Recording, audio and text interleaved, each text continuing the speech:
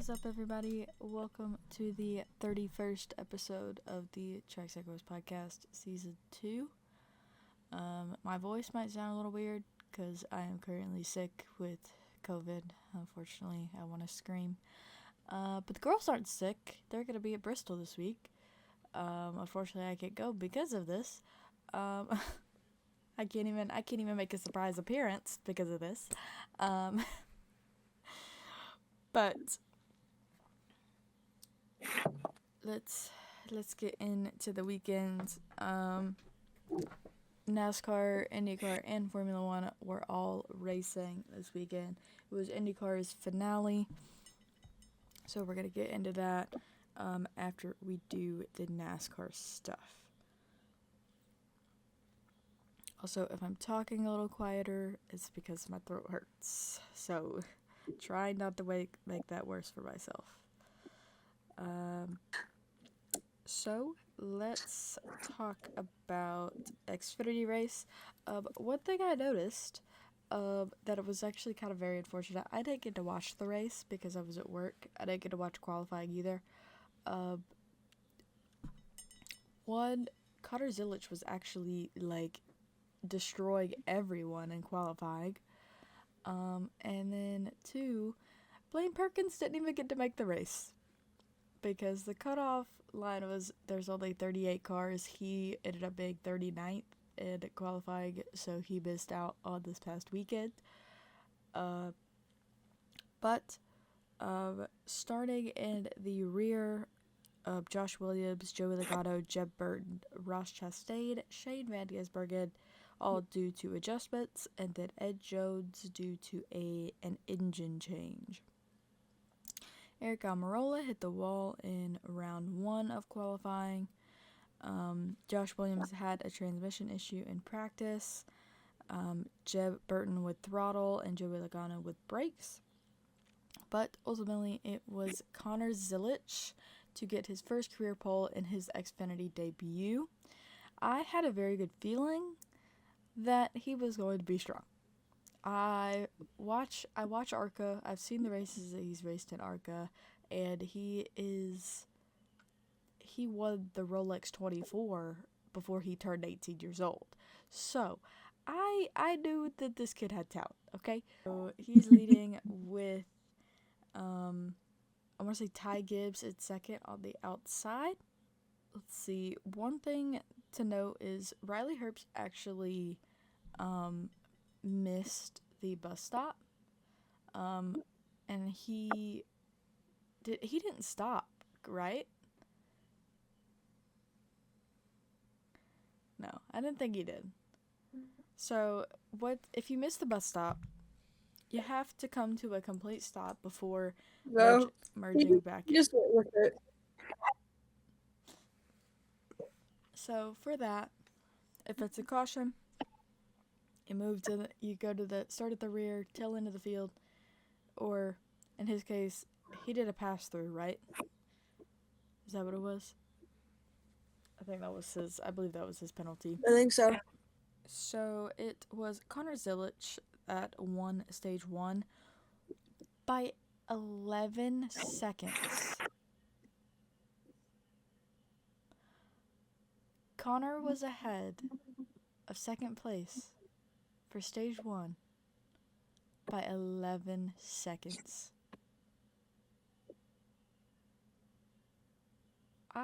I have a feeling that Shane is going to have some competition on these road courses. But they restart. Ty Gibbs leading on the inside, AJ Allmendinger on the outside. William Byron wins stage 2. So they restart. William Byron on the inside, Ty Gibbs on the outside. Then there's a caution for Justin Allgaier, who is stuck. But during this caution, Ty Gibbs, Sam Mayer, and Connor Zilic go straight through the bus stop. Don't stop. They just go straight on through. Don't know why they did that or what their reasoning was behind that, but that gave them a penalty. They had to start at the rear end of the field. Keep this in mind. This is the end of stage 2. Connor Zilic has to start at the very end of the field. Okay? So, they restart. Cole Custer on the inside, William Byron on the outside. Ryan Sieg spins from 11th in turn 1 but keeps going. There are green flag pit stops. Matt DiBenedetto stopped on track in the escape road of the bus stop with the mechanical issue, bringing out the caution. On this restart, so whenever they had to start at the tail end of the field, it was lap 48. Okay? They restarted lap 50 at the end of the field. By lap 80, Connor Zilic was back in the lead.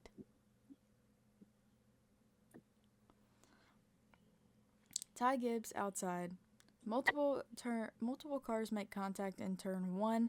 Ed Jones spins entering turn 1. Multiple cars involved in the pileup, including Austin Hill, Anthony Alfredo, William Byron, and Sammy Smith. They throw a caution for that turn 1 incident, but ultimately have to red flag it for 22 minutes, which sends them into overtime. And it is Connor Zilic leading on the inside, Sam Mayer on the outside. AJ Allmendinger chooses the inside of the second row from second place. Ty Gibbs is out of fuel in the restart. Connor Zilic clears Sam Mayer into turn 1, takes the lead. Brandon Jones spins in the inner loop and collects Mike Skeen. They throw another caution, run it back. Second overtime. Connor Zilic still leading, Sam Mayer on the outside. Connor clears the field. SVG and AJ battle for second as Sam Mayer slows, possibly out of fuel. Justin Allgaier spins in the inner loop. Connor Zilic takes the white flag as Sam Mayer, Sammy Smith, and Cole Custer spin in turn 7.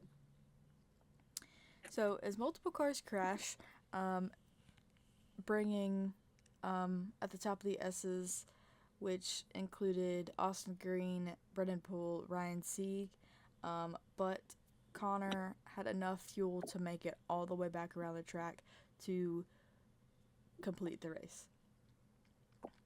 So, Connor Zilic won his Xfinity debut. Really, he had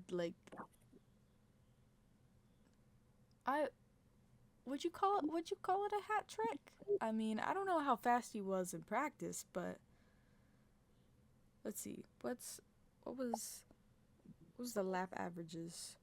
Okay, he was third fastest in practice, so it's not completely a hat trick, but he did have pole, did win the race, third fastest in practice.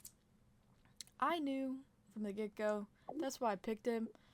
I knew he was going to be strong, because his truck debut didn't really go that well at COTA, with him missing turn 1, but I had a better feeling about this because I feel like the Xfinity cars run a little closer to ARCA cars, which he is very strong in those cars.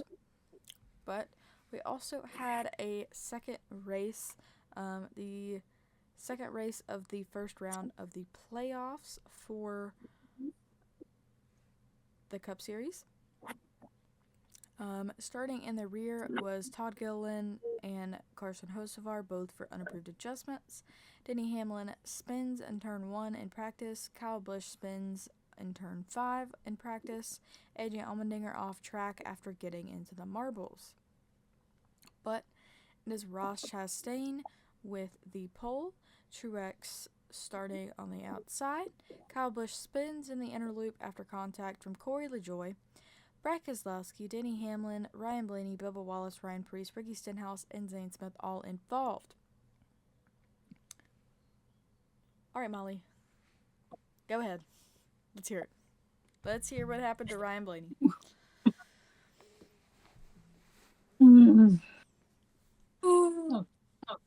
Super call in NASCAR.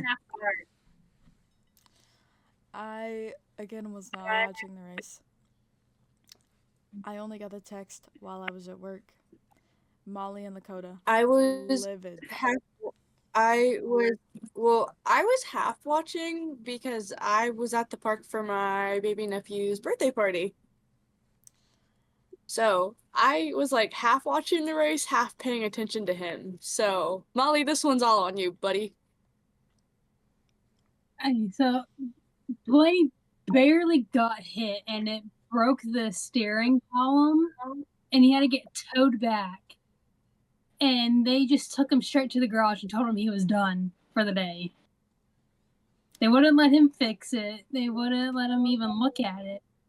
He wanted to get towed back to pit road so they can attempt to like look at it or try to fix it. But they were just told him like, "No, you're done for the day," because he couldn't steer it back to pit road.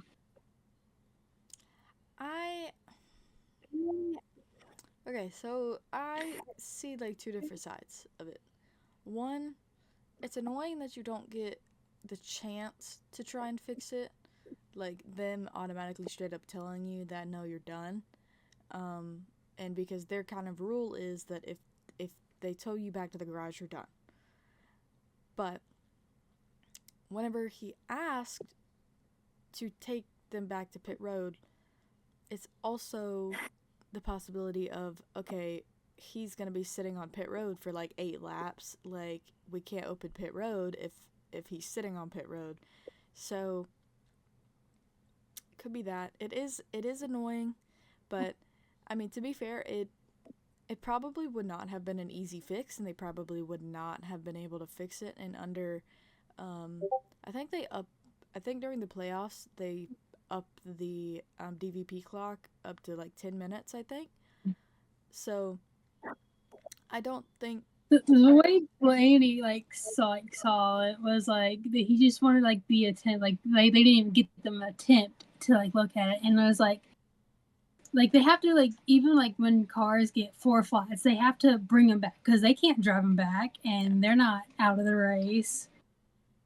And the way the NASCAR rule is, like, if the car is like not manually damaged, like they can fix it, but if it's damaged, then it's out of the race. If it has to be brought back by the tow truck. Okay, but if that's the case, if they're brought back by the tow truck, they're done. But if they have to be towed back because they have 4 flats, they're allowed to continue? Let me find the thing Bob said. How? You know, I don't understand NASCAR's rules. NASCAR changes it for every single driver. Like, that is the honest to God truth. The NASCAR changes the rules for certain drivers. So this is what Bob said, just like in the short term. It says NASCAR allows for towing to remain in the race for mechanical issues but not damage. Blaney's car was like was the steering column not technically mechanical, or was it because it was caused by a wreck? Is that what they're trying to say?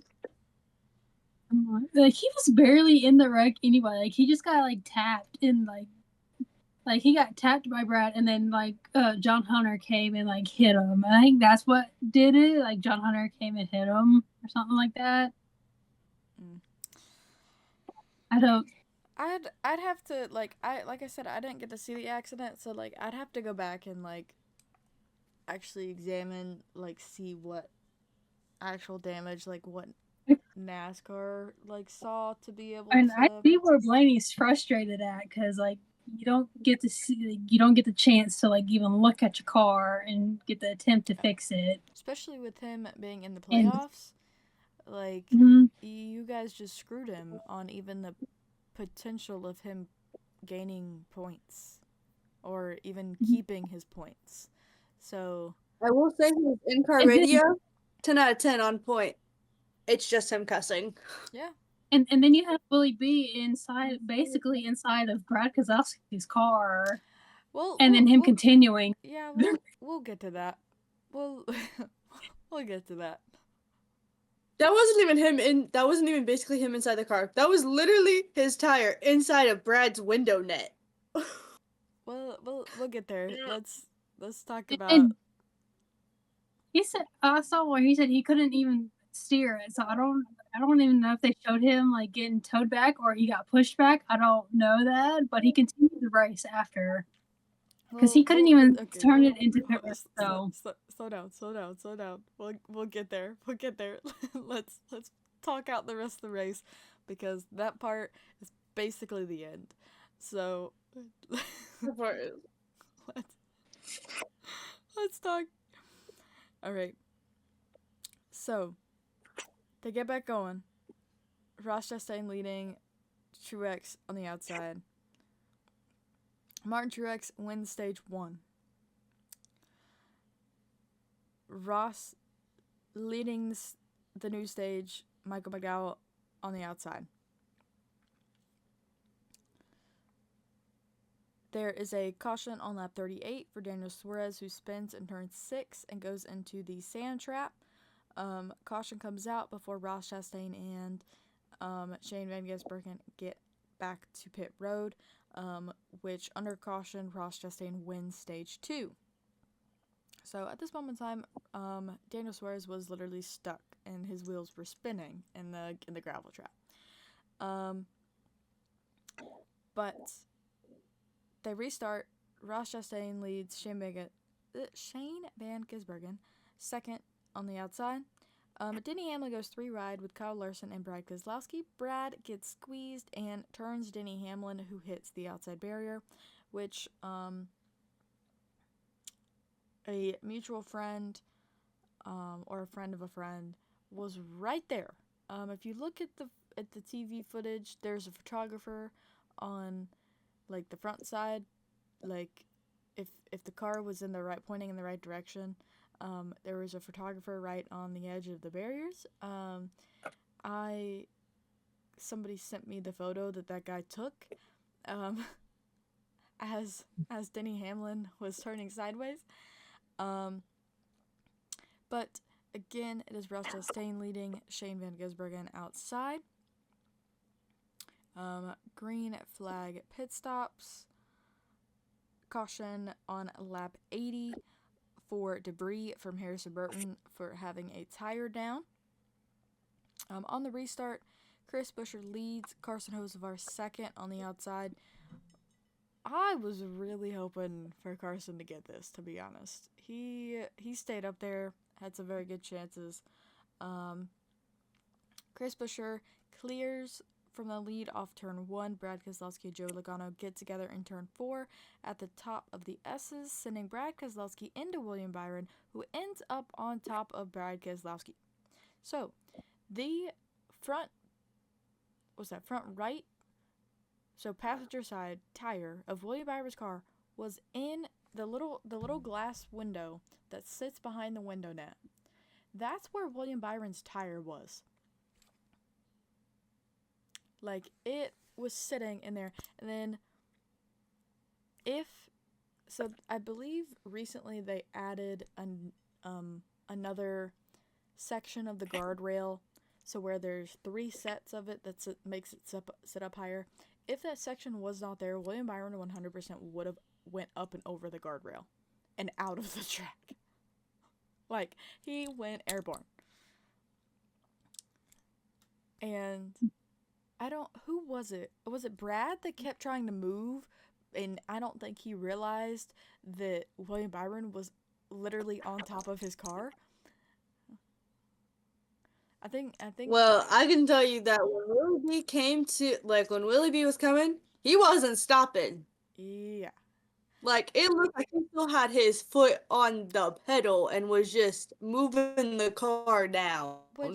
But I guess it depends. Like, I don't know the technical things of the race car. Like, I don't know if they have front or rear braking, how all that works. But if it was front brakes, they were not working, obviously, because they were in the air. Rear brakes, they were barely on the ground to begin with. So he really had no way to stop that car. Now, as Brad kind of like tries to metaphorically shove William Byron off his car, and continue going. William Byron has a ridiculous amount of damage, obviously, because of that section of his car inserted into Brad Keselowski's car. He makes it all the way to the entrance of pit road. He has no steering. He is not able to turn right into the pit lane. Like, he has his wheel, like, turned all the way, and it is in a moving. So, I believe this is where it comes in that the tow truck had to, like, force him down into the pit lane. I don't know if they showed it, how he got there, but I believe that, like, that's probably what happened, because it would have been taking them a lot longer to hook up the car and, like, pull him back when he was already literally right there. It would have taken more time for that to happen. But, so this is the point where Molly is upset, the difference between the Ryan Blaney situation and William Byron. So, I feel like if Ryan was able to make it that close back to pit road, I feel like it would have been a different story. But where the original accident was, it was basically the other side of the track. Like, so I have a lot of what I've seen. Like, NASCAR doesn't like to put in effort very much. So I believe that's possibly one of the reasons why they just took him straight to the garage, because it was closer. But it is annoying that they didn't even get the shot to, like, assess the damage, attempt to get back out there. Whenever you have William Byron literally driving, like, I don't even know what to compare that to. That thing was ripped to shreds. He sat there on pit road, and they were attempting to fix it. Like, and I'm like, dude, I understand you wanted to finish the race, but, like, I don't know if you can fix that. I mean, like I said, it's different rules for different drivers.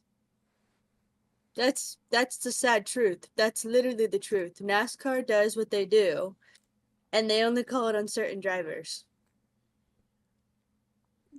So that's all I gotta say about that. And also, Is NASCAR chooses who they want to favorite and who they could care less about. I think what also when I was like trying to like compare it to was like the 4 flat tires. Like he had to like you have to be towed on 4 flats back to like the road, and you can change it there, but you're like not out of the race. Something I like don't know. that. I've seen a lot. I don't know. I've seen a lot of people confused on. I've seen a lot of people mad about Blaney, and I've seen a lot of people mad about Willie B's, and they're trying to compare it, and they're like, "How does this even make sense?" It's mixed emotions. Everybody's mad about one or the other. They're mad about both. And I've seen a lot of people like calling Blaney a crybaby because he's complaining about, or he's like showing his emotions. It was a dumb call. Like, if you're not going to enforce it with every driver, like, why are you doing it with only one? It feels like you're singling that person out. Which, I mean, I'm like, NASCAR attempts to be like, obviously there's a couple drivers that are favored in this sport. You would think that the reigning champion would be one of those if they were to be lenient on those rules. But clearly not. And apparently, to some fans, drivers can't show their emotions. Which is dumb. Like, Ryan Blaney, Oh, he tries, like, specifically Ryan, tries so hard to, as soon as he gets out of that car, completely solemn, like, calm, nicest person ever. Okay? he has tried so hard to separate that. Like, the first time I met him was Charlotte of 22. And nicest person ever. Every time I've met him, nicest person ever. But it's that personality that most drivers do have, that as soon as they put that helmet on, there is no longer Mr. Nice Guy. Mm-hmm. And that's what you're going to see when drivers are finally going to start complaining about the things that are happening to them. But because most people don't listen to in-car cameras, they don't pay that much attention to drivers while they're in the car. Like, they don't normally see the angry or upset side of the race car driver. They only see, a post-race interview where their PR people have already gotten to them and been like, keep your mouth shut. Like, they've already been briefed, like, okay, you don't need to say this to the media, you just need to keep it quiet. So, like, so many of these drivers, especially in the top series, or ones that have been, like, Justin Allgaier, he's been both, he's been in the Xfinity series for a really long time. He understands media training. He has been through a lot of media. He knows what not to say and what to say. That's why you don't ever hear him slip up and say, like, actual upsetting, like, things that are upsetting him while he's on camera, because he knows better than to open his mouth. It's the same way with these big name drivers. They'll say something passive aggressive, but they know better than to say something that's actually gonna, like, be like, oh, this is how I actually am in the car, rather than, nope, it's fine. Like, like I said, it's two totally different, like, people in and out of the car. And people don't realize that until these drivers start letting that personality that stays in the car out of the car. That's my TED Talk. It's just like, once you put that helmet on, you're a whole nother person. Yeah. Well, people call Denny Hamlin a crybaby now because he talks about NASCAR on his podcast, and he'll call NASCAR out, and he has no problem calling NASCAR out. And he's like, and everybody's like, he's just being a crybaby because he didn't win the race. And it's like, no, he's literally telling NASCAR that they have problems and they should probably fix them. Because, I mean, it's bad when even Denny Hamlin himself has said before, if NASCAR is going to make rules, they need to abide by everybody, not just certain people. So in all three series. what I think about Denny Hamlin, like, he's got his podcast. Obviously, he has been in the sport for a really long time. He understands the ins and outs of the sport. He has seen the sport grow. He has seen the sport change. So, obviously, if a driver, or not a driver, let's go that route. If a driver gets special, like, privileges that, like, NASCAR turns a blind eye to, and he calls them out on it, and then people get upset because these people don't realize that he has seen enough of this sport to know that they're getting special privileges, or NASCAR is turning a blind eye, and people are getting upset that Denny Hamlin's telling the truth. Like, as much as I don't necessarily like Denny Hamlin as a driver, most of the stuff that he says on his podcast are straight up facts. Like, he knows how to speak his mind. yeah. If NASCAR does something wrong, he speaks it, and he's not afraid to. And he's like, I'll probably get in trouble, but I don't care. And he knows how to say it in a way that that they can't necessarily call him on, because He knows how to say it the smart way. Yes. But, okay, we got way off topic. Let's finish this race. We got 2 overtimes to go over. The first one, Chris Buescher is leading, Carson Hocevar second. Shane Van Gisbergen nudges Chris Buescher and takes the lead. Shane is leading with the white flag. Shane actually makes contact with the inside wall of the first turn of the bus stop, and Chris Buescher capitalizes on this and ends up catching him, bumps him out of the way, takes back the lead, and wins at Watkins Glen. So it kind of he missed out on the playoffs, but this kind of soothed that he finally got a win, which I believe was this his first win since Daytona that he won. I want to say it was. Even though he actually won at Kansas, but that's fine. NASCAR favored Kyle Larson to win that race, but it's fine. He should have already had 2 wins. He should have won Kansas, and he should have won Darlington race until Tyler Reddick. He actually legitimately did win Kansas, but NASCAR, Kyle Larson, gotta give it to him. Oh yeah, the inches. It's like that close. Yeah. That was definitely Chris Buescher's win. Chris Buescher definitely won Kansas, but that's fine. Well, it was all because the painted line or something like that. Yeah, where Larson was at, so it's like, oh, Larson won that. Nope, because you're going by the wrong line there, buddy. I'm still salty about Kansas. Still makes me salty. But okay, let's go over the stuff in the group chat, and then we will talk about the INDYCAR closer and Baku, and then we'll get into next weekend. So it was announced It's a lot in the group chat. There's quite a bit.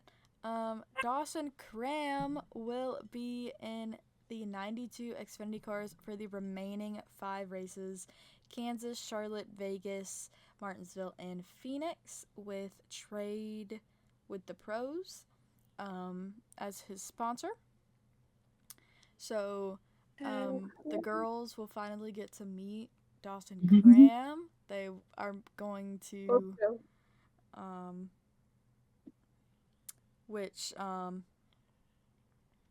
he honestly, you might be able to find him this weekend at Bristol. You might be able to hunt him down. But you will definitely hunt him down in Kansas, I'm sure. Oh, I'll find him. Let's see. As we all knew, Hendrick and Aaron McLaren made the announcement with Kyle Larson attempting the Indianapolis 500. Which, what I didn't know, Zach Brown was 2.5 hours away from me. I would have hunted that man down and asked him for a job. Okay? Like, he was on Dale Jr.'s, download? Dale Jr. download. Yeah. He was at Junior's. I was, if I would have known ahead of time, I would have asked off work. I would have went up there and would have been like, Zach Brown hired me. Okay? I will say that announcement was really stupid because everybody already knew, because Kyle Larson literally announced it when he won the freaking race that he was doing the double, and it also didn't help that literally every IndyCar driver was tweeting and telling him, see you next year for the double. So that announcement was literally the dumbest announcement ever. Which everybody already knew it. Well, that's the thing. I'm pretty sure to begin with, it was written as a 2-year agreement. It was because Kyle Larson, their contract got leaked, and everybody was like, "Oh, guess what? He's gonna be doing it next year." So that announcement was probably the dumbest announcement I've seen in my life, at least this season, because everybody already knew he was doing the double next year. Although apparently he is supposed to prioritize. I didn't even say that right. The Prioritize. um I can't even say it. yeah. Prioritize. There you go. Yeah. The Coca-Cola 600 next year and not the IndyCar. They had, I believe it's Tony Kanaan is gonna be the reserve driver, right? For the Yeah, they have 500. they have his backup driver already set, which I don't believe that the 600 will actually be their priority. I feel like it's going to be the IndyCar since he didn't really get to run that. I mean, I guess it literally all depends because if he goes through and does this, I have a feeling the NASCAR's not gonna give him another waiver because he There's deliberately no way. chose because they deliberately chose to prioritize the 500 over the 600. Yeah, they said that this time it's the Other Coke way. 600. Yeah. And yeah, and I'm like, try again. It's not, but that's fine. Whatever. There's no way they'll get another waiver next year if he misses it. But No way. a sad announcement. Parker Kligerman is stepping away from full-time racing next season. He will no longer Bro, I cried when I saw that announcement. I was so sad. He will no longer be in the 48 Big Machine Racing car. And they suspect Nick Sanchez is going to be moving into that car.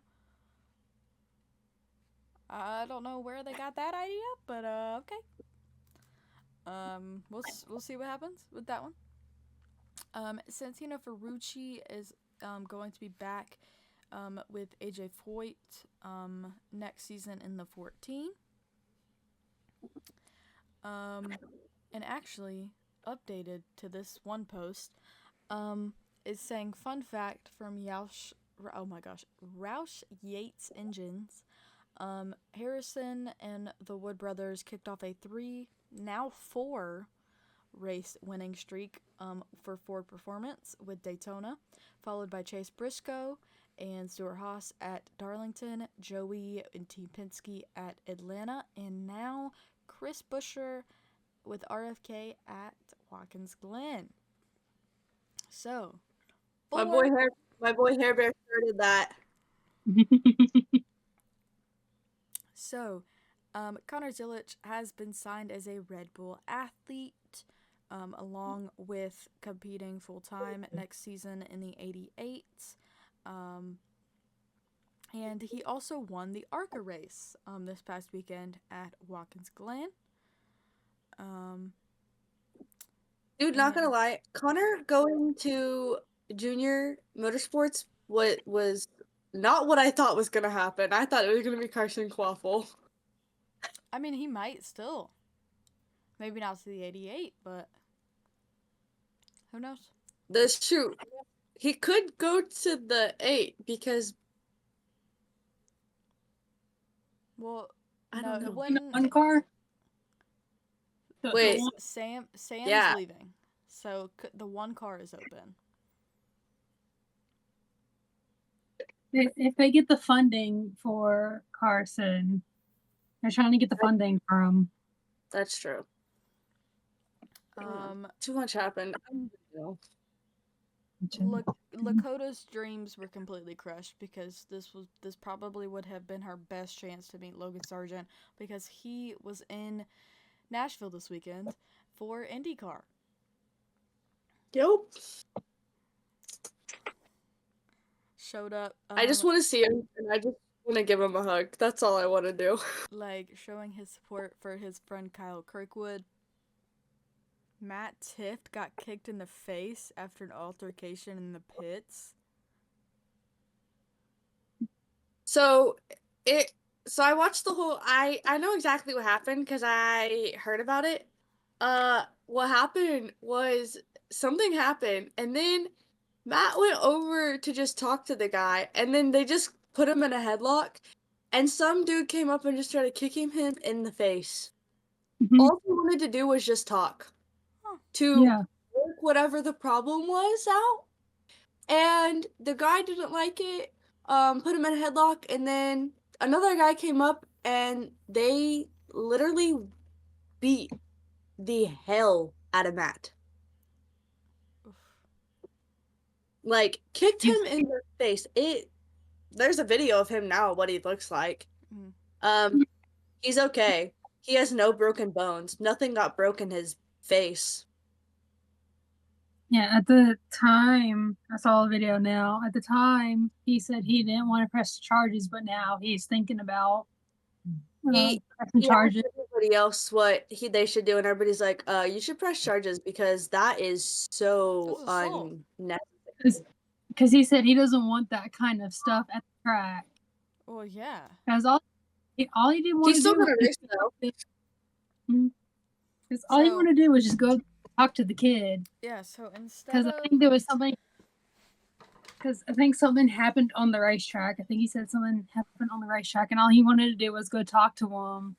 And Something then did. I don't even think it was anything big. I think that Matt just slid up and accidentally knocked the kid, like accidentally like wrecked them both out of the race. I'm pretty sure that's all that was.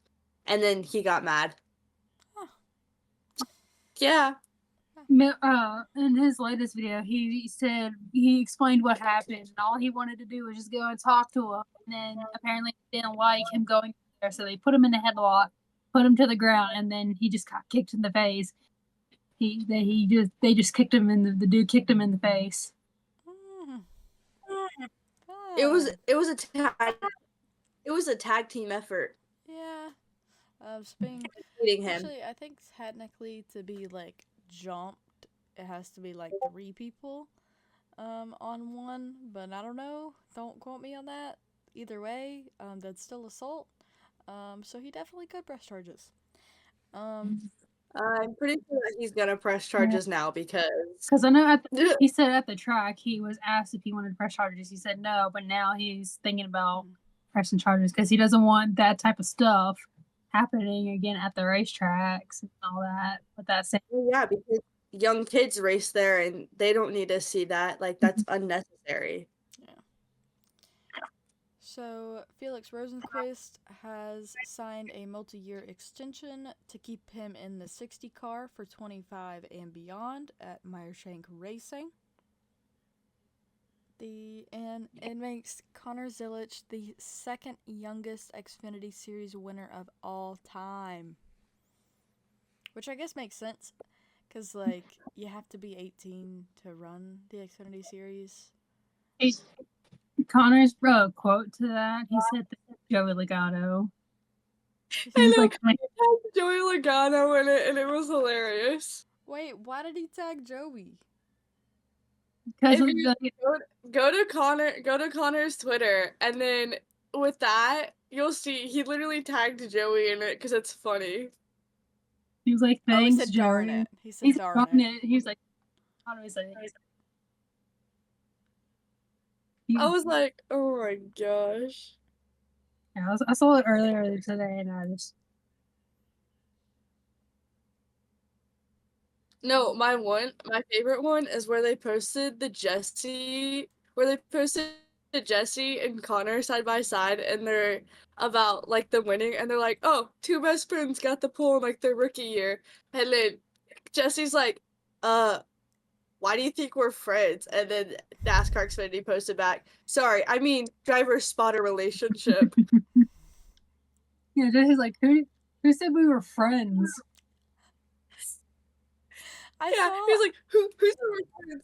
I saw that picture of Jesse and Connor with some guy right outside of a Cracker Barrel. That was funny, and I was like, if I was in a random town in New York and I ran into those two, like, I swear they've got to be a trip. But, okay, now that we went through those messages, let's knock out the IndyCar and F1 races. So the season closer for IndyCar was Nashville Superspeedway. In practice 1, Nolan Siegel crashed, but it was Alex Palou fastest, Scott Dixon P2, Colton Herta P3. For qualifying, oh man, I can't remember his first name. Rasmussen was on fire in the pit lane. Kyle Kirkwood got pole, Joseph Newgarden P2, and Felix Rosenqvist P3. For final practice, Kirkwood actually spun through the grass on the front stretch, but it was Scott Dixon P1, David Malukas P2, Colton Herta P3. For the race, just a couple of notes that happened. Lap 56, Felix Rosenqvist with a tire down. Lap 89, Catherine Legg goes through the grass on the front stretch. Lap 135, Marcus Ericsson into the wall.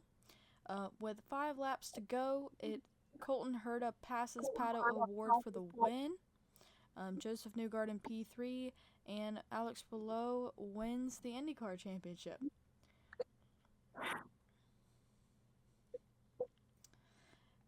As for the Formula One weekend in Baku, or Azerbaijan, for FP1, Bottas went off at turn 1. It was a red flag for debris. Esteban Ocon with no power. Sainz would lock up. Charles Leclerc actually crashes his car. Same with Franco Colapinto crashed as well, but it ended Max P1, Lewis P2, Checo P3. For FP2, Max almost into the barrier, but luckily him literally standing on the brakes, stops before he touches the barrier. Don't know how he did that, but he never ceases to amaze me. Pierre Gasly with battery issues. It was Charles P1, Checo P2, Lewis P3. In free practice 3, Esteban Ocon stopped on the track. Ollie Behrman hit the barrier on the runoff in turn 1 and breaks the stuff in the right front. Or sorry, left front. But it was P1 George, Charles P2, Lando P3. For qualifying out in Q1 was Daniel Ricciardo, Lando Norris starting 17th, Valtteri Bottas, Esteban Ocon, and Zhou Guanyu. In Q2 out was Ollie Behrman, Yuki Tsunoda, Pierre Gasly, Nico Hulkenberg, and Lance Stroll. For Q3, Williams forgot a cooling fan that was connected to Alex's car, so he pulled over outside of the pit lane, pulled it up. It was above his head on that cooling, like, connected to the back of his car. He pulls the cooling fan out and tosses it over the side of his car, right in front of some marshals that were on the side of the track. Oh, nice. So Charles got pole, Oscar P2, and Carlos Sainz P3. For the race, Lance Stroll and Yuki Tsunoda make contact.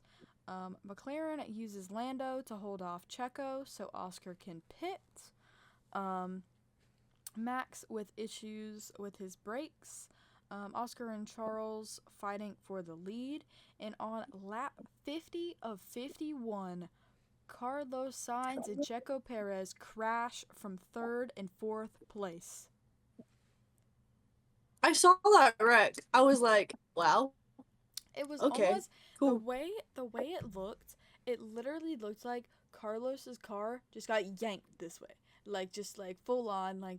It was almost like a shiver. That's what it felt like. It just felt like left hand of the floor. He just made a hard left into Checo. But I believe if I read the FIA statements correctly, that neither of them were getting penalties for that. That it was just a racing incident. But Oscar wins under a virtual safety car.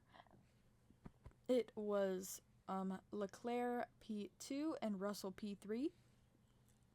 And with this race, McLaren takes lead of the Constructors' Championship for the first time since 2014. About time. I want Lando to win a championship so bad. Like, come on. He needs it. I feel like he's been through a lot. Yeah.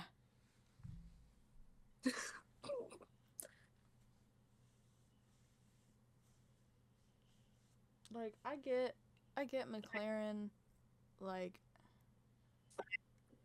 if they want to say team, like, the drivers need to be a team player, then they need to treat Oscar the same way they're treating Lando. Just saying. But let's wrap this up with the upcoming weekends. Obviously, there's no more INDYCAR because their season has come to an end. This episode is actually going to be out the middle of Bristol weekend. So our picks are going to be a little strange with how they are posted. But also this weekend, the drivers are going, I want to say it's Singapore.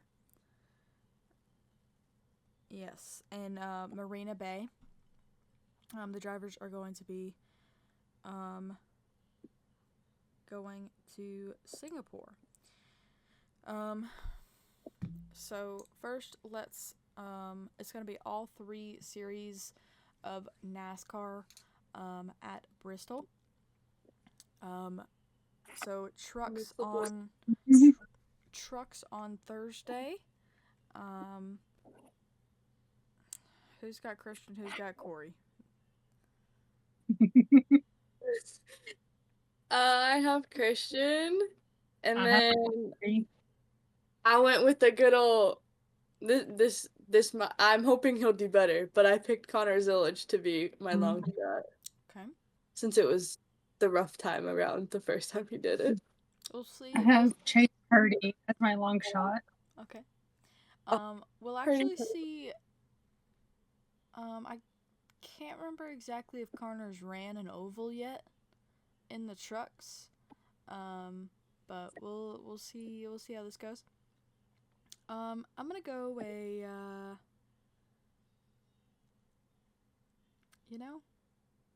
I'm gonna go with Taylor Gray.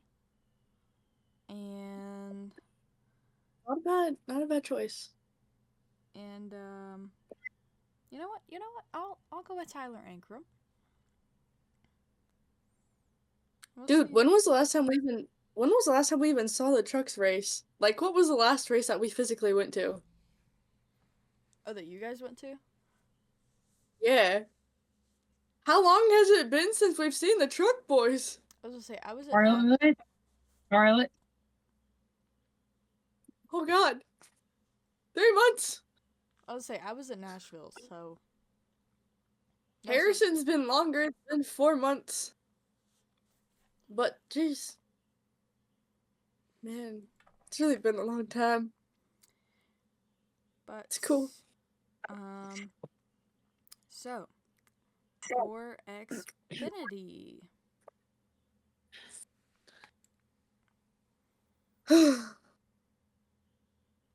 I have Riley and Parker. Okay. I have Riley and Sammy. Okay. Man, damn, I've said Sammy every week, but that's because I want him to be in the playoffs. Sorry. This is Xfinity's last regular season race. Yep. Oh, that is true. Yeah. Cool. You know, I'm gonna go with a Dale Earnhardt Jr. You know what? Knowing Dale, he would end up winning because he's ready to whoop everybody's butt. He said that. He's like, I'm ready. Which Let me whoop their butt. Which I think right now, this is slated as potentially his final Xfinity race, like, ever. Like, he has no plans of running anymore. So I'm gonna go with him, and then we'll go. You know, I want Brandon Jones to do well, so we're gonna go Brandon. I really debated between Sammy and Brandon, but I was like, I don't know. You know, I want Brandon to do good. I want him to do good, but unfortunately for him, he has been involved in literally every single wreck. He's been involved every single time. I hope that he does well. Brandon is in a must-win situation. Yep. Parker's 85 to the good, and Sammy's 43 to the good. I think Which means it'll be stressy-dessy for Xfinity racing. I'll be entirely way too stressed. like oh gosh, I can't remember what I was gonna say.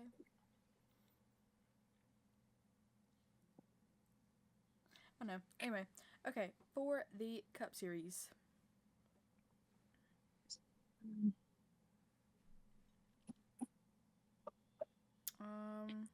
You guys might not like this answer. I'm gonna go Denny Hamlin. If he wins, I'm shooting myself.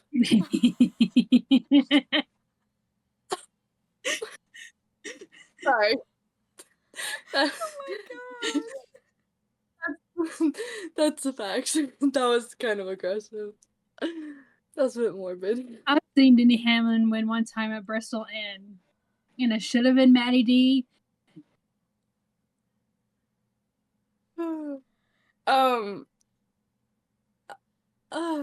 Molly, do you want to say yours? So for my long shot, I'll go. You know, I'll go Christopher Bell. I'll stick with teammates. God, I hate both of them, but it's fine. I have Ryan Blaney as the winner, Chase Briscoe as the long shot. Okay, going the Fords. Keep the streak going. I said Harrison Burton. And Alex Bowman. Nothing. Mm-hmm. Nothing against Harrison. I love Harrison, but you think Harrison's gonna win Bristol, or are you just saying that because you wanna be there when he wins? You think I expected him to win Daytona? No, it's Daytona. Literally, like, Daytona's a wild card race. Most super speedways are wild card races, so. Well, Bristol's going to be a fight to the death, and it will not be a boring race how it was last year when it was just literally one person that led the entire race. They're going to be on the same tires as they was on the spring race. Is that the ones that kept tearing up? That is true. Mm-hmm. Okay, so it's going to be an exciting race then. I feel like those tires better be at that point. Well, I think those tires, if they have not changed anything of them, it made the race more interesting because it played strategy into it even more. Because I saw somebody ask when they announced that they're gonna have like the softer option tires for Martinsville. Because I saw somebody was like, are they gonna be they're gonna have the same tires at Bristol as they did like in the spring? And Bob was like, yes, they are. All right, one final series, which Formula One. I'm gonna go a Carlos Sainz and Lando Norris. I went Lando and Charles. I went Oscar and Lando. Cause like, I watched last year's Singapore race live. So I have very high hopes for my picks. It was a Carlando podium. All right. Well, Oh yeah, I watched that one. That was like the one and only one that I actually watched all the way through.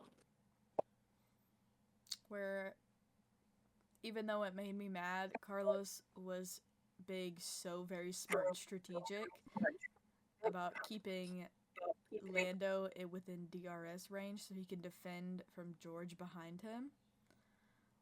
And then George clipped the wall and crashed on the last lap.